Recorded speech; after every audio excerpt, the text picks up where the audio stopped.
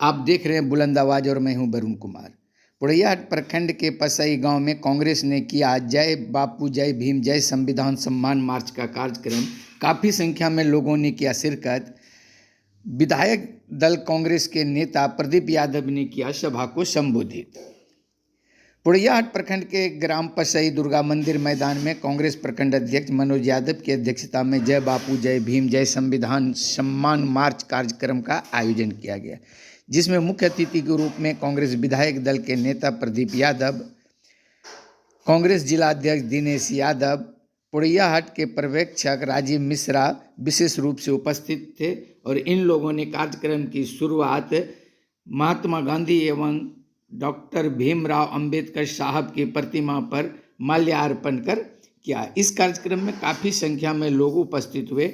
Doctor Ajit Kumar महात्मा, दिनेश यादव, मनोज यादव, राजीव मिश्रा आदि ने सभा को संबोधित किया और इस अवसर पर भाजपा को आड़े हाथों लिया। वहीं इस कार्यक्रम का संचालन अजय शर्मा ने किया, जबकि मौके पर महासचिव कुंदन ठाकुर, सीताराम राय, हेमकांत मांझी सहित दर्जनों लोग उपस्थित थे। आइए कुछ कहा विधायक प्रदीप यादव ने, सुनते हैं। और हमें लगता है कि यह कांग्रेस का अभियान नहीं है, यह अभियान देश की जरूरत का है। यह अभियान देश को बचाने का है। यह नारा देश को संविधान के बचाने का है, बापू और बाबा साहब के सम्मान को बचाने का है। मैं बात प्रारंभ करता हूं यहां से। थोड़ी बात को आप गौर करें। हम सब 2 दिन के बाद 26 जनवरी मनाने जा रहे हैं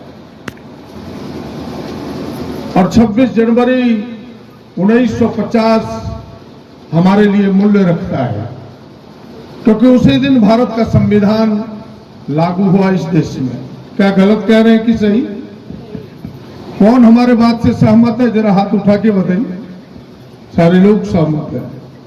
और देश की आजादी 15 अगस्त 1947 को मिली, इसमें कौन कौन सहमत है जरा बताइए। कोई ऐसे भी लोग हैं जो सहमत नहीं। लेकिन 13 जनवरी को जो भारतीय जनता पार्टी जहां से पैदा हुई, आप सबको पता है कि उसकी मूल संस्था, मातृ संस्था आरएसएस है, राष्ट्रीय स्वयंसेवक संघ है। और उसके मुखिया कौन है अभी? मोहन भागवत। सुना है आप सबने? उसके मुखिया कौन है? मोहन भागवत। टीवी पर आपने देखा होगा, मोच वाले तगड़े। उन्होंने क्या कहा?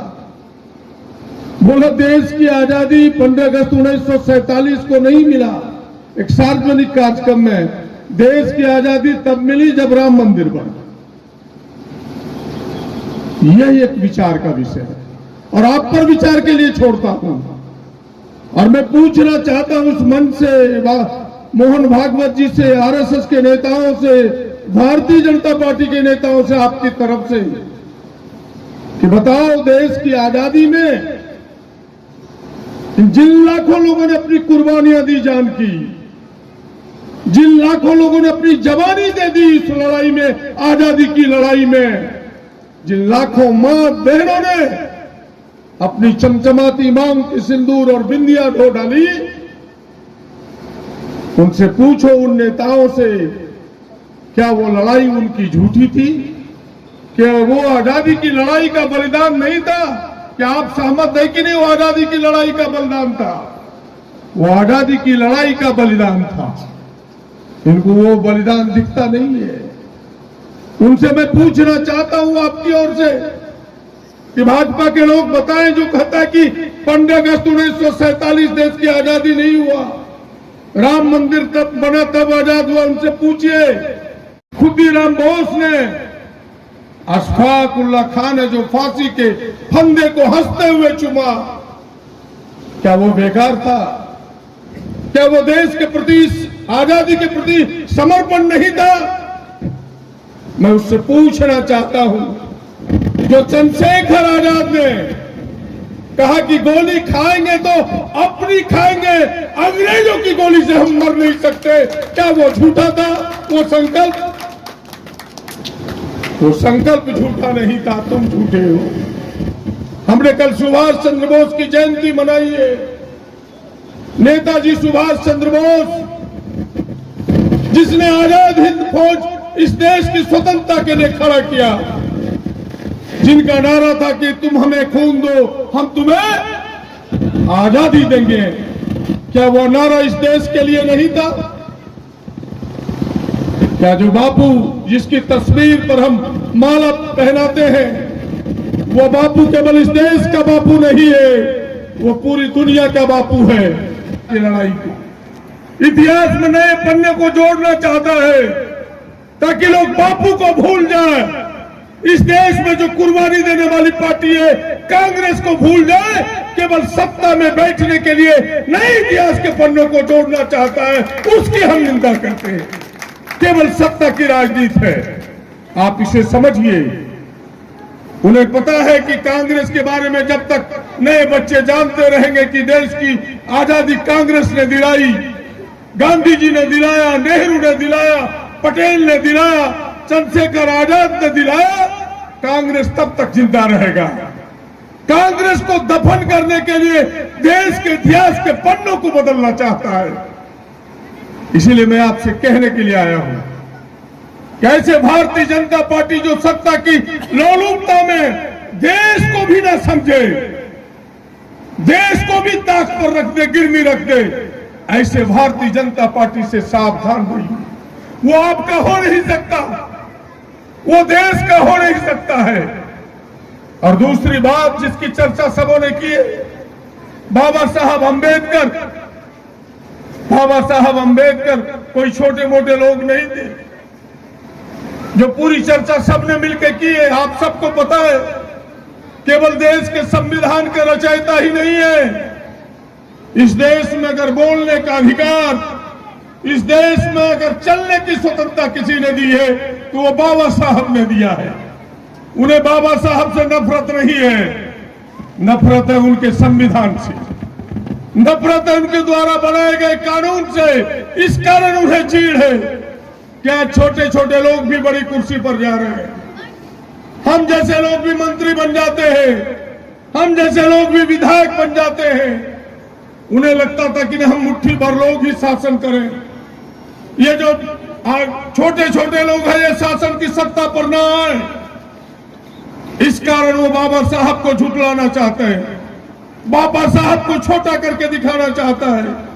बाबा साहब के ये जो बनाया गया संविधान है उसे वो बदलना चाहता है, उसके कारण यही है।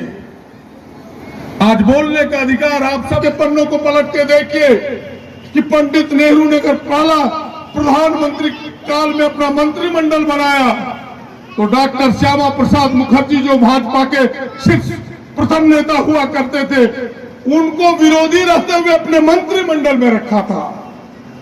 आप सबको पता होना चाहिए कि नरसिंह राव जब देश के प्रधानमंत्री थे और जेनेवा के यूएनए में जब भाषण देने की बारी बोला कि भारत का कौन पक्ष रखेगा, तो नरसिंह राव ने कहा कि भले विरोधी दल के नेता अटल बिहारी वाजपेयी हो सकते हैं, लेकिन देश के लिए समर्पित है और बेहतर बोल सकते हैं। अगर जेनेवा किसी को भेजा तो अटल बिहारी वाजपेयी को भेजा। ये हमारा कल्चर है कि लोकतंत्र कैसे जिंदा हो। आज लोकतंत्र को दफन करने का प्रयास हो रहा है। इसीलिए आज हम सब कहने के लिए आए हैं कि आपको संविधान को बचाना होगा, लोकतंत्र को बचाना होगा, बापू के अमर गाथा को बचाना होगा, बाबा के दिए हुए ताकत को बचाना होगा। और इसीलिए आपके बीच खड़े होकर कहने के लिए आए, इन चीजों को समझिए। और ये तब बचेगा जब कांग्रेस मजबूत होगा, ये देश तब बचेगा जब कांग्रेस मजबूत होगा। इतनी ही बात आपको याद रखना होगा, वरना ये देश बचने वाला नहीं है। सत्ता लोलुपता में सारे लोग देश को चंद मुट्ठी भर लोगों के हाथ में देना चाहते हैं। आज देश के रेलवे, आज देश के कोयला खादान, लोहे के खादान, सोने के खादान चंद अडानी और अंबानी के हाथ जा रहा है। कहा जय बापू, जय भीम, जिसने में आरक्षण का ताकत दिया। अगर आज चंद नौकरियों में पिछड़ा है, चंद नौकरियों में कहीं हरिजन दलित है, चंद नौकरियों में कहीं आदिवासी है, तो वो देन है तो बाबा साहब अंबेडकर का है। और इसीलिए आपने राहुल गांधी के बातों को अगर कभी गौर किया होगा, उन्होंने कहा कि भाई हम इस देश में जब कांग्रेस की फिर से सत्ता आएगी देश में, तो हम जाति जनगणना कराएंगे और जिसकी जितनी आबादी होगी, जिसकी जितनी हिस्सेदारी होगी, उसकी उतनी हम भागीदारी देंगे, आबादी के अनुसार उन्हें हम आरक्षण देंगे। एक बड़ी बात, ताकि पिछड़ों को अगर 50% है तो हम 50% तक भी आरक्षण दे सकते हैं। यानी कहने का मतलब है कि जिसकी जितनी संख्या है इस देश में उनको उतना आरक्षण मिलना चाहिए, तभी यह देश आगे बढ़ेगा। इस प्रकार के विचारों की मजबूती के लिए कांग्रेस की जरूरत है, बाबा साहब के विचारों के संरक्षण की जरूरत है। इसीलिए आइए, यह जो कांग्रेस ने अभियान चलाया है, जय बापू, जय भीम, जय संविधान, इसे घर घर पहुंचाइए। यह देश की मजबूती के लिए है, आपके हक अधिकार के रक्षा के मजबूती के लिए है, देश के सम्मान के लिए है। आइए, इन नारों को घर घर तक पहुंचाइए, इन नारों को बुलंद कीजिए। इन्हीं चंद बातों के साथ आप सबको हृदय से धन्यवाद देता हूं कि आपने इस कांग्रेस के इस कार्यक्रम को पूरी तरह से सफल किया है। धन्यवाद, नमस्कार, जोहार।